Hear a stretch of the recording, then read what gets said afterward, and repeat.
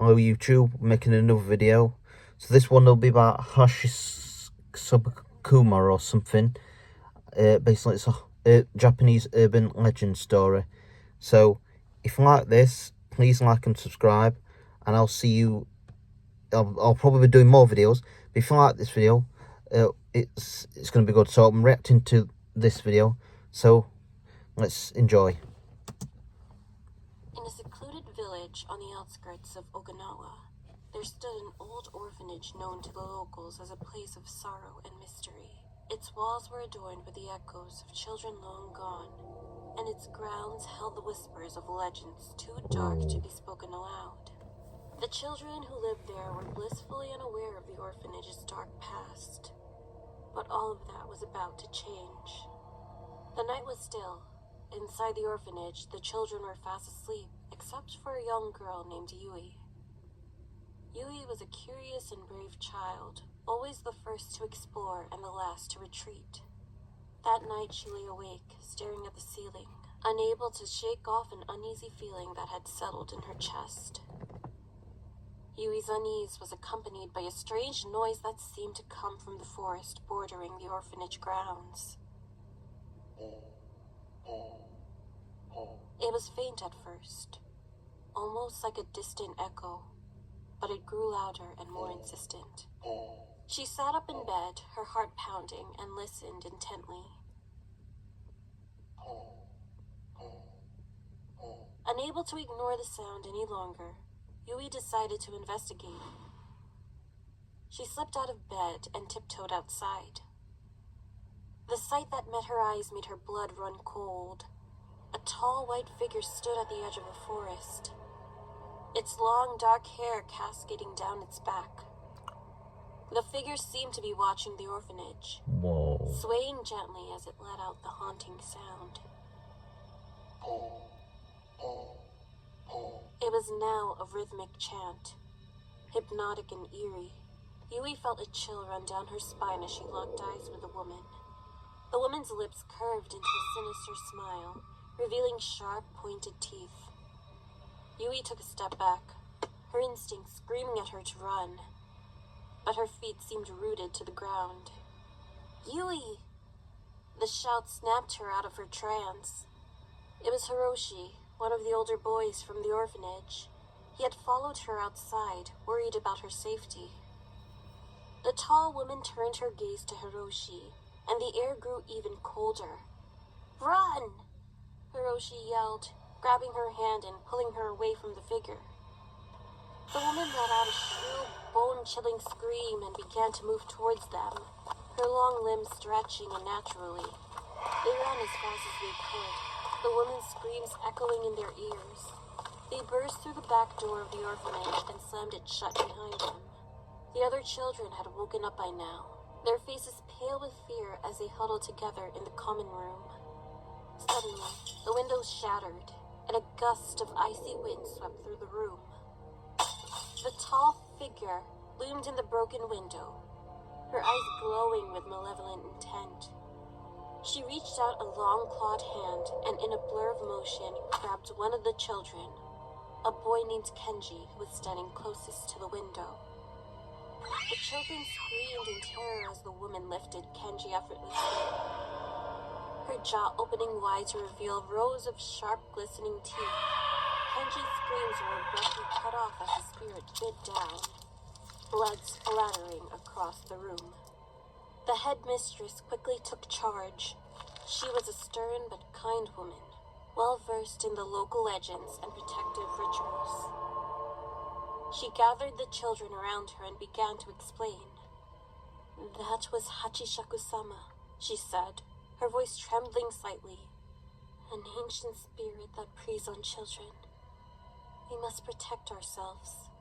She handed each child a protective talisman and instructed them to stay inside, no matter what they heard or saw.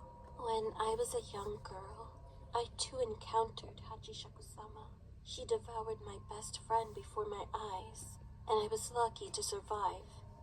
Since then, I've dedicated my life to protecting children."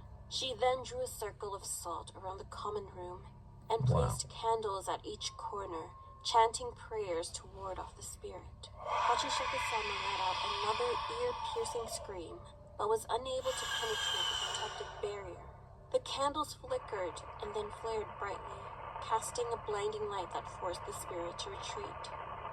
The headmistress lowered her arms, exhausted but triumphant. "She is gone," she said, her voice barely above a whisper. The children slowly began to relax. I don't think she's gone. Though the fear still lingered in their eyes.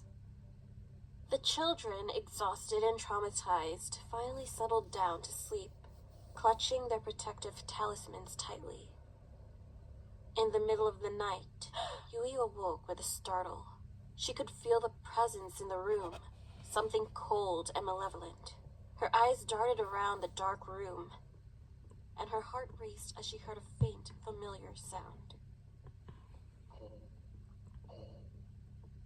She glanced around and saw Hiroshi, his eyes wide open and filled with terror, staring at the far corner of the room. There, standing in the shadows, was Hachishakusama. Her tall white figure loomed over the sleeping children, her eyes glowing with a sinister light.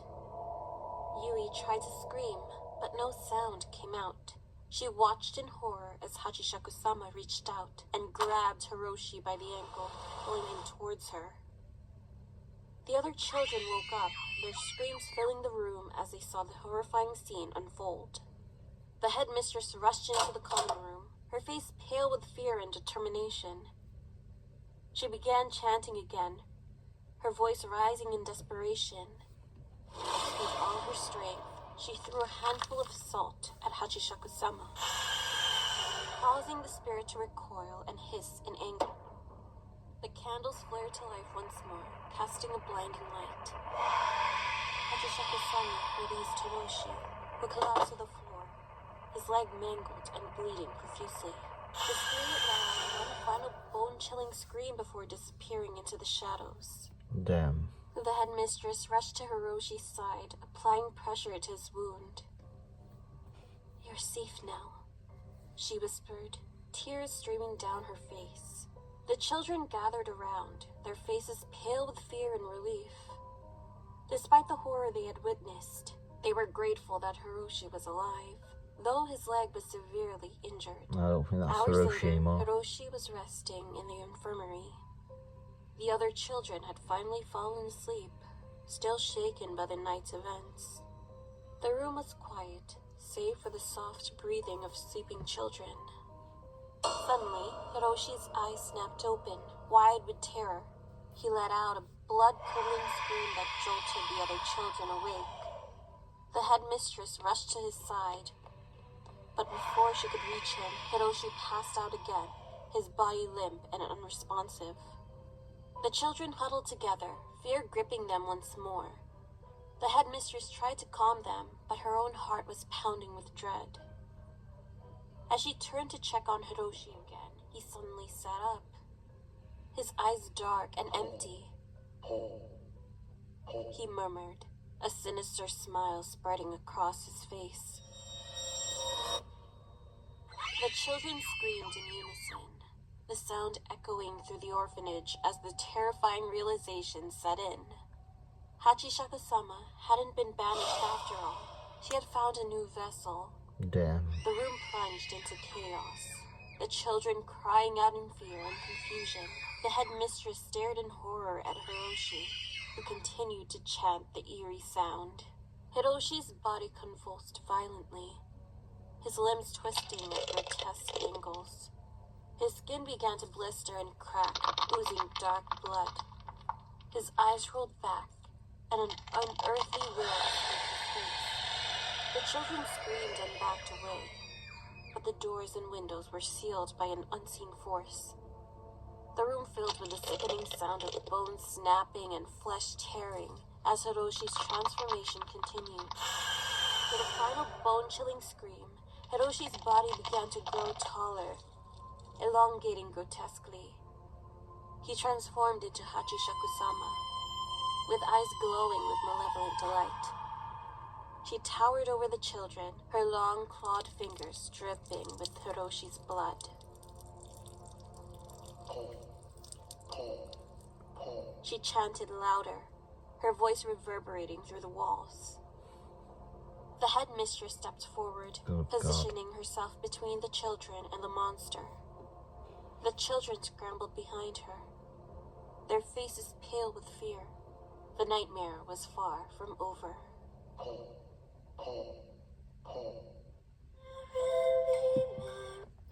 Well, everyone, that was a scary video.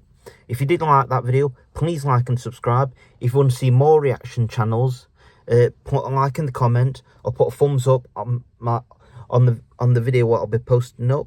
And if you like to put a thumbs up on it, you will see more videos. I hope you like this one tonight. Have a wonderful evening and a good night.